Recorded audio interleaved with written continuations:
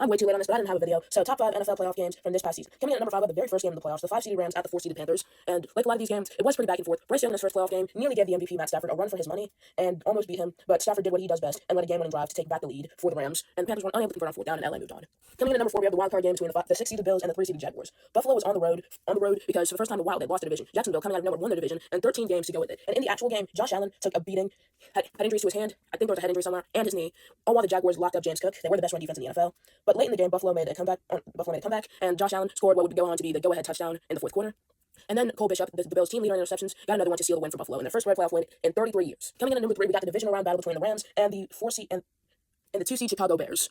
The Bears have had plenty of close games this year, including their wild card game, which is also on this list. But moving on, it was a snowy game in Chicago. It was a defensive slugfest for the most part. Offenses couldn't really do too much in the weather until late in the game. 4th down and 4. Caleb Williams runs backwards, and then heaves one up for Cole Kmet in the end zone for the touchdown to send the game to overtime.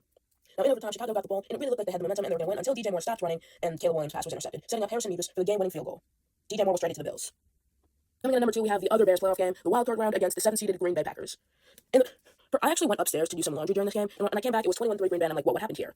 And then later in the game, it just slowly started to get away from Green Bay. Their defense folded, their special teams was terrible, and yeah, Chicago just came back. Caleb Williams made some insane throws in his playoff debut. Jordan Love played great, but nobody remembers it because his team choked, and on the final play, his Hail Mary was broken up. Chicago won the game 31-27. Before we get to number 1, honorable mentions to the wild card game, Eagles versus Niners, and to the NFC Championship game between the Seahawks and Rams. The regular season game between those two was the best game all year, in my opinion. And number 1, this is a controversial take, but this is my favorite NFL playoff game between the Bills and Broncos. Denver led 23-10 at halftime following a disastrous Josh Allen fumble, but Josh Allen stayed with it, and in the third and fourth quarters, he was able to lead his team back to tie the game at 30, but he did miss a wide open throw to Kincaid that would have won the game.